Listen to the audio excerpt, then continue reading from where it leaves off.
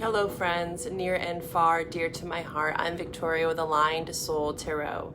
These messages will be for Aries and all Aries placements within your birth chart, as well as first house emphasis. If you don't know what any of those placements are, just know that I offer birth chart readings where we do a full tarot spread that represents the archetypes of your birth chart.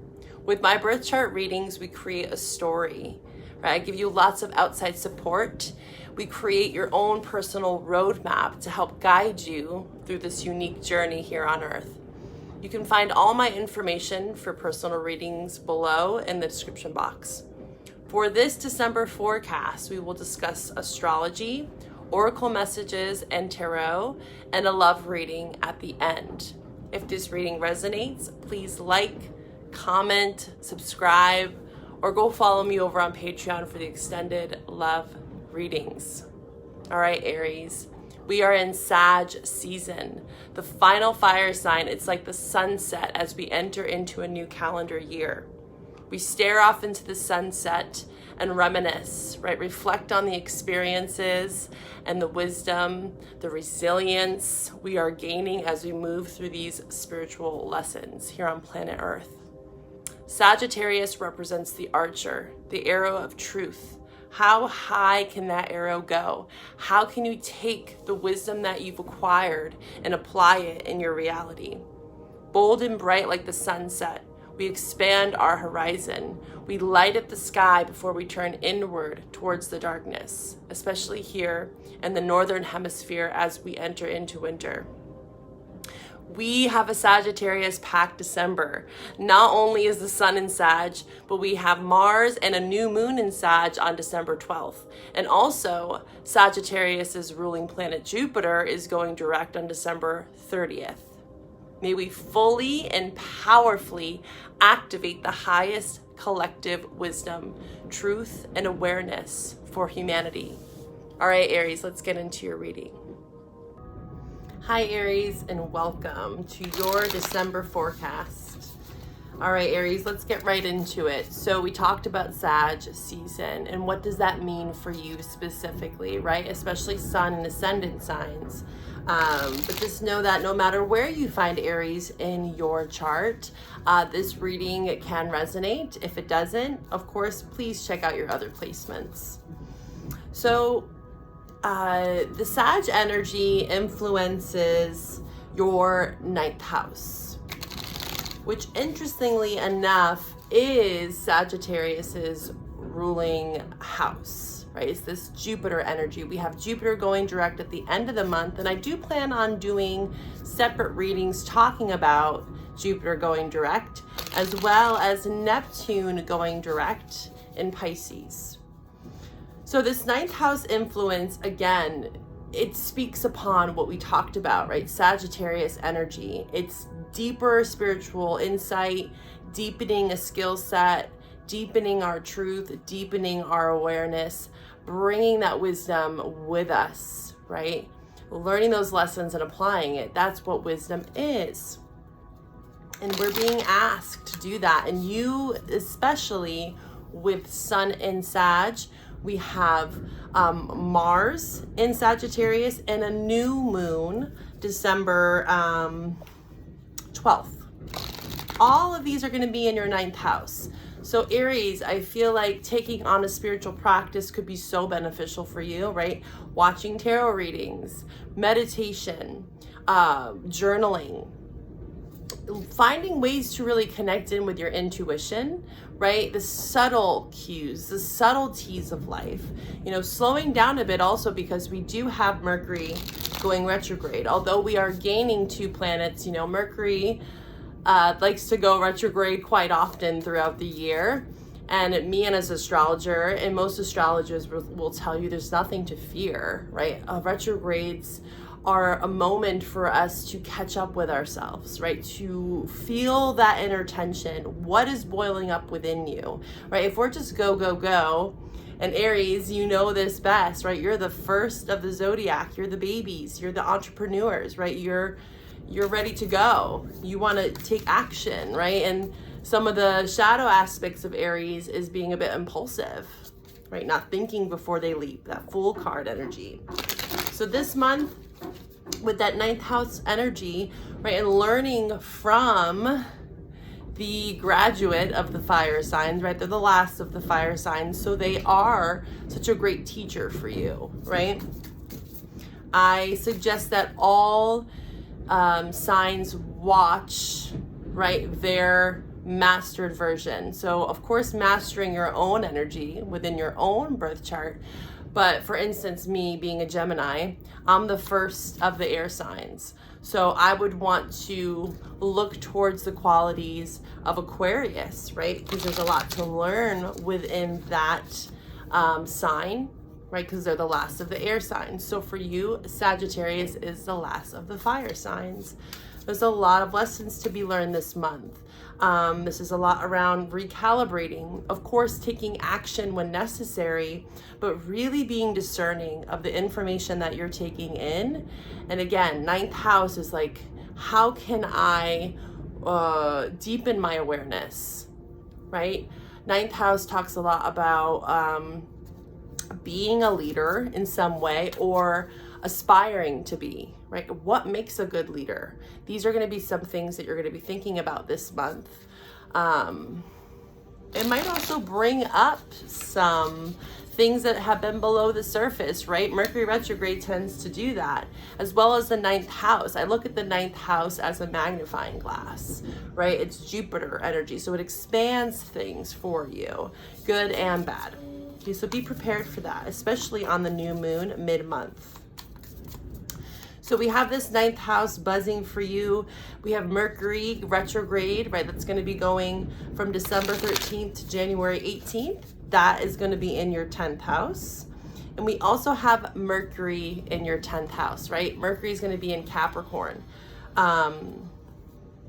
So 10th house as well.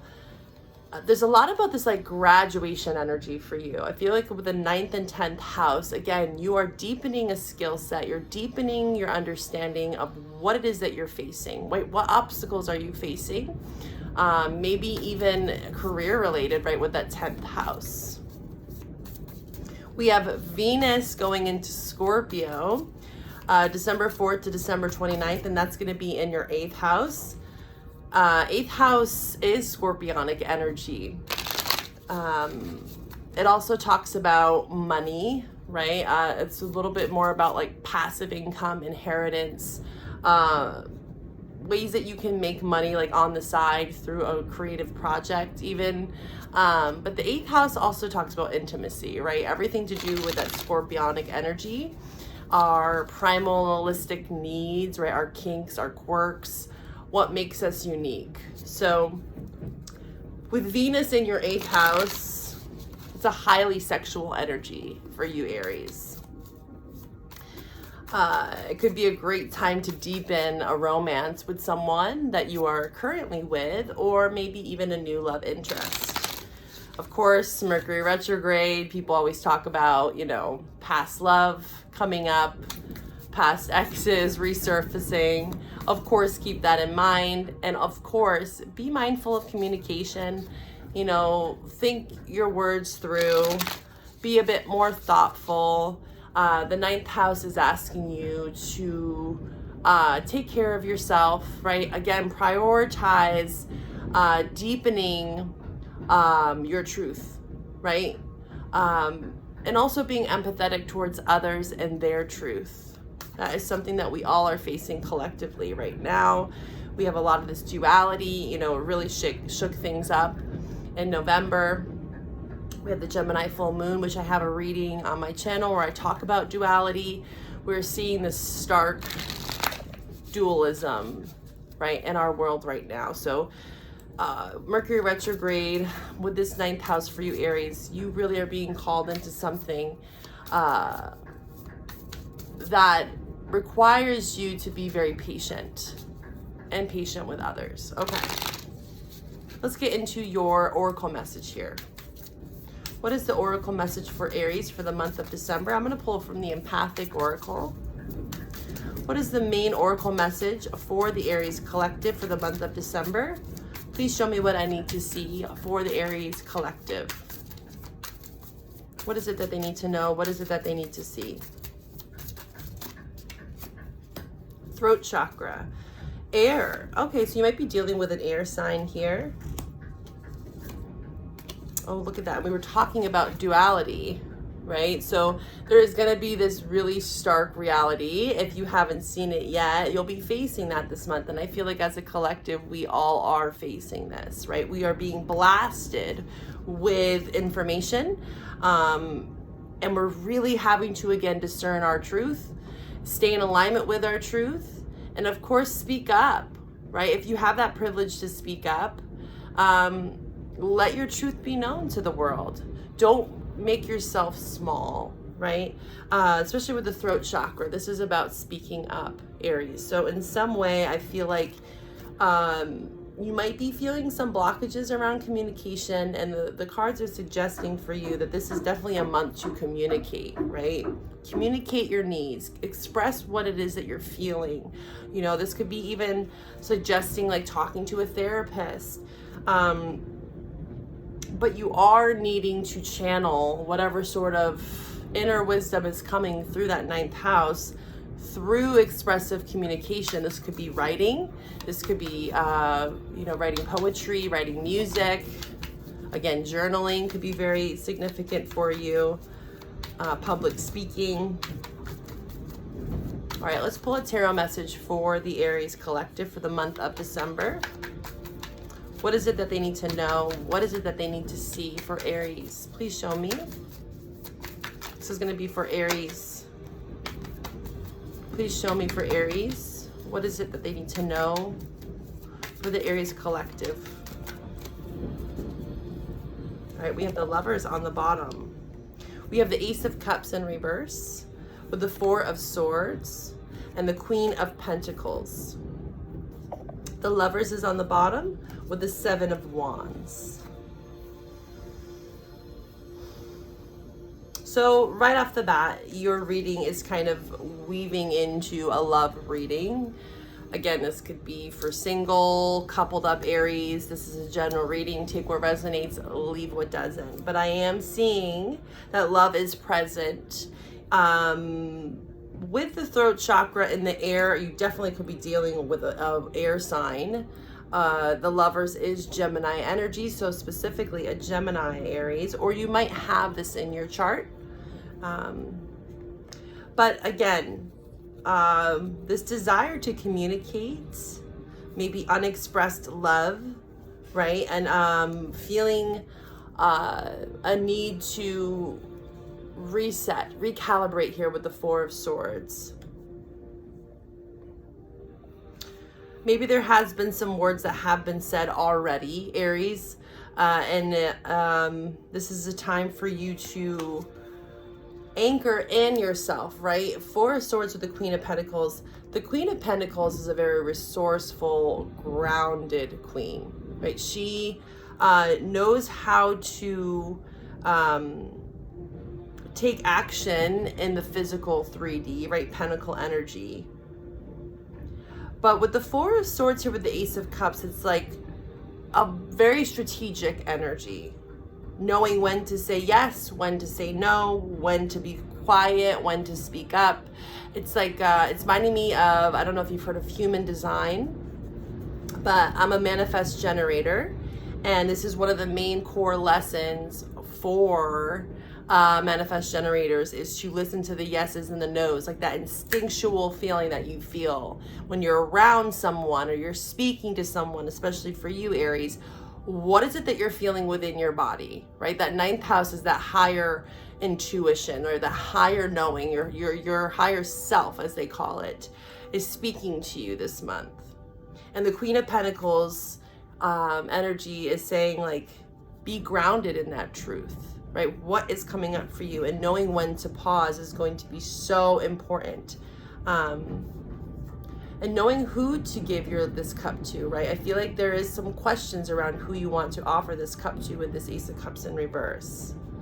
There is some sort of like soulmate bond here with the Lovers. This also can represent choice, but I am seeing a bit of guarded energy here with the Seven of Wands. Again, defending yourself. The Seven of Wands is actually not showing up as something that isn't beneficial for you, right? The Seven of Wands can look a little bit different depending on the cards surrounding it. And for you, I do feel like you are guarding your peace, right? Four of Swords, Seven of Wands here. You're defending your peace. There's so much power in your words, Aries. So much power in your words. And I've said this many times, and I fully do believe there's so much power in the silence, right? Sometimes that silence is more powerful than actually speaking. And that's one of the biggest lessons that we learned during Mercury retrogrades. All right, we're going to pull from the Love Oracle.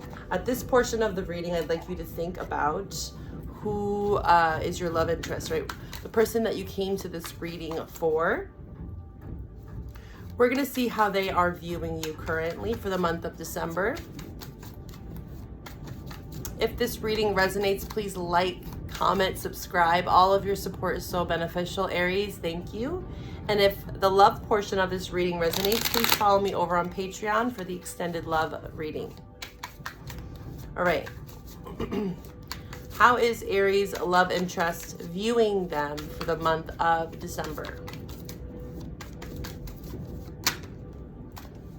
We have Divine Feminine. They're viewing you as their Divine Feminine. The yin to their yang, right? We did see that Lover's energy. Seems like someone wants to apologize to you.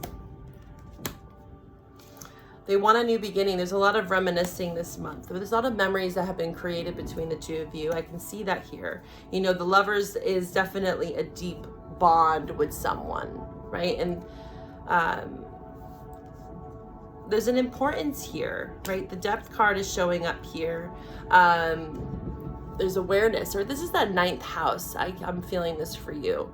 For some Aries, this might mean that you are deepening your bond with your love interest this month. You know, maybe you've been having a couple rough patches, moments in this relationship, and you guys are trying to find ways to become more intimate and connected, right? This depth.